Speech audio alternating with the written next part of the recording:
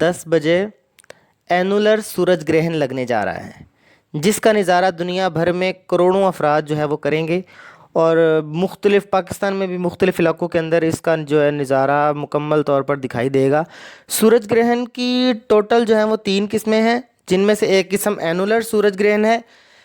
اینولر سورج گرہن اس قسم کو کہتے ہیں جب چاند زمین سے دور ہوتا ہے تو سائز میں سورج کی نسبت چھوٹا دکھائی دیتا ہے، جس وجہ سے چاند سورج کو مکمل کور نہیں کر پاتا، اور گرہن کے دوران بھی سورج کے کنارے دکھائی دے رہے ہوتے ہیں۔ یہ تاریخی سورج گرہن ہوگا کیونکہ اس نوعیت کا مکمل سورج گرہن اب دوبارہ پاکستان میں 20 مارچ 2034 کو یعنی 14 سال بعد لگے گا۔ اس ضمن میں چند احتیاطی تدابیر لازمی آپ لوگ یاد رکھیں۔ سب سے پہلی احتیاط یہ ہے کہ سورج گرہن یا چاند گرہن حاملہ خواتین کے لیے سائنسی اور اسلامی دونوں لحاظ سے ہرگز خطرناک نہیں ہے، لہٰذا بالکل کسی کی باتوں میں آئے بغیر حاملہ خواتین اپنے امور انجام دیتی رہیں اور توہمات پھیلانے والوں کی حوصلہ شکنی کیجیے۔ اور دوسری احتیاط یہ ہے کہ سورج گرہن کے دوران معذور بچوں کو مٹی میں دبانے سے کوئی فائدہ حاصل نہیں ہوتا، ایسے معاملات سے بھی گریز کریں۔ سورج گرہن کے دوران وہی ریڈیشنز خارج ہو رہی ہوتی ہیں جو عام دنوں میں سورج سے خارج ہوتی ہیں، مگر چونکہ عام دنوں میں لوگ سورج کی جانب دیکھنے سے گریز ہی کرتے ہیں، لیکن گرہن کے دوران تجسس کی وجہ سے دیکھنے لگتے ہیں، جس وجہ سے گرہن کے دوران خصوصی طور پر سورج کو ننگی آنکھ سے دیکھنے سے منع کیا جاتا ہے۔ آپ سن گلاسز چاہے جتنی بھی اچھی کمپنی کی ہوں، اس سے سورج گرہن کا مشاہدہ ہرگز مت کریں۔ سورج گرہن کے نظارے کے لیے مستند سولر گلاسز کا استعمال کیجیے۔ یاد رکھیں سن گلاسز اور سولر گلاسز میں فرق ہے، جو کہ آن لائن شاپ سے بھی آپ خرید سکتے ہیں، کسی مارکیٹ سے بھی آپ جو ہے وہ خرید سکتے ہیں۔ اور ایک اور احتیاط یہ ہے کہ سولر گلاسز استعمال کرنے سے پہلے اس کے متعلق تحقیق کر لیں کہ 3 سال سے زیادہ پرانی نہ ہوں، یہ گلاسز یہ اسکریچز نہ ہوں۔ تالاب کے پانی میں یا جھیل کے پانی میں یا کہیں جگہ پانی کھڑا ہے تو اس کے اندر بھی آپ اس کا عکس جو ہے وہ دیکھنے سے گریز کریں۔ سورج گرہن کے نظارے کے لیے ایکس رے شیٹ کا استعمال کرنا، اس سے بھی گریز کریں۔ اور سن گلاسز یا ایکس رے شیٹ سورج سے آنے والی الٹرا وائلٹ شعاؤں کو نہیں روک پاتی، جس وجہ سے بینائی متاثر ہونے کا خدشہ ہوتا ہے۔ دوربین یا ٹیلی اسکوپ سے براہ راست سورج گرہن کا نظارہ ہرگز مت کریں جب تک اس پر سولر فلٹر نہ لگا ہو۔ ویلڈنگ گلاسز کے 14 نمبر والے شیشے کے ذریعے سورج گرہن کا نظارہ کیا جا سکتا ہے۔ اس سے کم نمبر کے ویلڈنگ گلاسز کو ایک دوسرے پر جوڑ کر ہرگز سورج گرہن کا نظارہ مت کیجیے۔ ہماری آنکھ کے ریٹینا میں درد محسوس کرنے والے ریسپٹرز نہیں ہوتے، جس وجہ سے آپ کو سورج گرہن کا نظارہ کرتے ہیں تو ہمیں علم نہیں ہوتا، اور اچانک سے بینائی جو ہے وہ ضائع ہو سکتی ہے، یا پھر اس کا ایفیکٹ کچھ گھنٹوں بعد دیکھنے کو مل سکتا ہے۔ لہٰذا احتیاطی صورت میں بینائی ضائع ہونے کے علاوہ نظر کمزور ہونا یا کلر بلائنڈنس ہو سکتی ہے۔ یقیناً کل کا سورج گرہن تاریخی ہوگا۔ جن علاقوں میں مکمل سورج گرہن ہوگا وہاں صبح کے وقت 1 منٹ کے لیے شام کا نظارہ بن جائے گا۔ سورج گرہن اللہ کی نشانیوں میں سے ایک نشانی ہے۔ توہمات میں پڑے بغیر اس کا نظارہ کیجیے اور اس کے پیچھے کی سائنس سمجھیے تاکہ آنے والی نسلیں ان توہمات سے جان چھڑا سکیں۔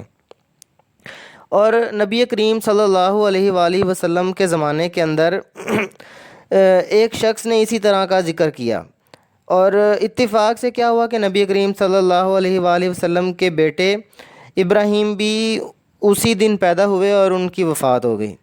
تو اس شخص نے کہا کہ یہ جو بیٹے کی وفات کی وجہ جو ہے وہ سورج گرہن ہے۔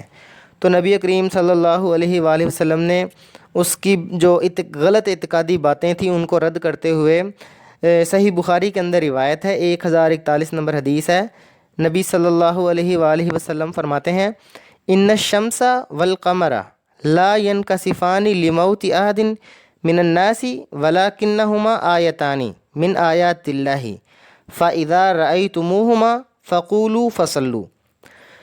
سورج اور چاند کسی کے مرنے سے گرہن نہیں ہوتے، یہ تو قدرت الہی کی 2 نشانیاں ہیں۔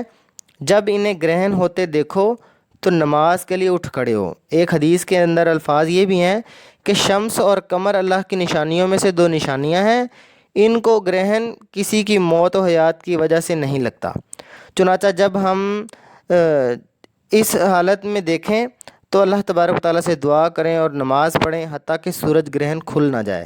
صحیح بخاری حدیث نمبر 1043۔ اس کے بعد صحیح بخاری ہی کی ایک اور حدیث کے اندر مرقوم ہے کہ آپ صلی اللہ علیہ وآلہ وسلم نے فرمایا، چاند اور سورج کا گرہن آثار قدرت ہیں، کسی کے مرنے، جینے یا کسی اور وجہ سے نمودار نہیں ہوتے، بلکہ اللہ اپنے بندوں کو عبرت دلانے کے لیے ظاہر فرماتا ہے۔ اگر تم ایسے آثار دیکھو تو جلد از جلد دعائے استغفار اور یاد الہی کی طرف رجوع کرو۔ صحیح بخاری حدیث نمبر 1059۔ لہذا جب بھی ایسا معاملہ پیش آئے تو اہل ایمان کو چاہیے کہ وہ اس نظارے سے محفوظ ہونے اور توہمات کا شکار ہونے کے بجائے دربار خداوندی میں حاضری دیں اور گڑ گڑا کر اپنے گناہوں کی معافی طلب کریں، کیونکہ سورج اور چاند گرہن اللہ کی نشانیوں میں سے ہیں۔ ان کے ذریعے اللہ تبارک و تعالیٰ اپنی مخلوق کو ڈراتا ہے اور ان کے ذہنوں میں قیامت کا منظر تازہ کرتا ہے کہ اس دن سورج لپیٹ دیا جائے گا اور ستارے توڑ دیے جائیں گے، سورج اور چاند جمع کر دیے جائیں گے، وہ دونوں بے نور ہو جائیں گے۔ سرور کائنات صلی اللہ علیہ وآلہ وسلم کا شمس و قمر کے گہنائے جانے پر عالم یہ تھا کہ آپ صلی اللہ علیہ وآلہ وسلم گھبرا اٹھتے اور نماز پڑھتے۔ حضرت عبداللہ بن عمر رضی اللہ تعالیٰ عنہما سے روایت ہے کہ جب سورج گرہن ہوا تو آپ صلی اللہ علیہ وآلہ وسلم نے ایک شخص کو یہ اعلان کرنے کا حکم دیا، ان الصلاۃ جامعۃ، نماز تمہیں جمع کرنے والی ہے، نماز تمہیں بلا رہی ہے۔ صحیح بخاری حدیث نمبر 1045۔ اب ہم نے سورج اور چاند گرہن کی جو نماز ہے اس کا طریقہ جو ہے وہ سیکھنا ہے۔ حضرت ابن عباس رضی اللہ تعالیٰ عنہ سے روایت ہے کہ نبی کریم صلی اللہ علیہ وآلہ وسلم کے زمانے میں سورج گرہن لگا تو آپ صلی اللہ علیہ وسلم نے 2 رکعتیں پڑھائیں۔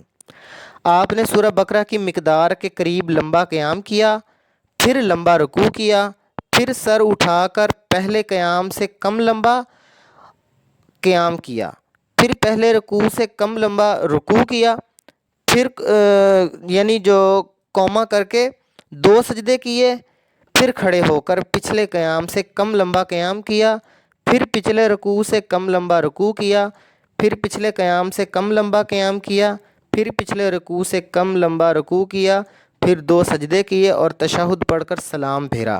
اتنی دیر میں سورج روشن ہو چکا تھا۔ پھر آپ صلی اللہ علیہ وآلہ وسلم نے لوگوں کو واعظ بھی کیا۔ صحیح بخاری حدیث نمبر 1052۔ گرہن کی نماز کے طریقے میں اگرچہ اختلاف موجود ہے لیکن جمہور نے اسی طریقے کو ترجیح دی ہے۔ نماز کسوف سے متعلقہ مسائل بھی میں آپ کو جو ہے وہ بتاتا چلتا ہوں۔ نماز کسوف کے حوالے سے درج ذیل مسائل جو ہیں وہ ملحوظ جو ہے ان کو رکھنا ضروری ہے۔ سب سے پہلے تو یہ ہے کہ نماز کسوف کا پڑھنا سنت موقدہ ہے۔ نماز کسوف جو ہے وہ سورج گرہن کی نماز کے لیے ہوتی ہے، اور نماز خسوف عربی کے اندر چاند گرہن کے لیے جو ہے وہ صیغہ استعمال ہوا ہے۔ تو نماز کسوف کا پڑھنا سنت موقدہ ہے۔ نماز کسوف مسجد میں ہی ادا کی جائے گی۔ نماز کسوف کے لیے اذان و اقامت نہیں کہی جائے گی۔ نماز کسوف کا باجماعت ادا کرنا بہتر ہے۔ راجح قول کے مطابق نماز کسوف میں قراءت جہری ہی ہوگی۔ پہلے رکوع کے بعد قوما میں سورہ فاتحہ دوبارہ نہیں پڑھی جائے گی۔ رکوع میں رکوع کی عام ثابت دعائیں ہی پڑھی جائیں گی۔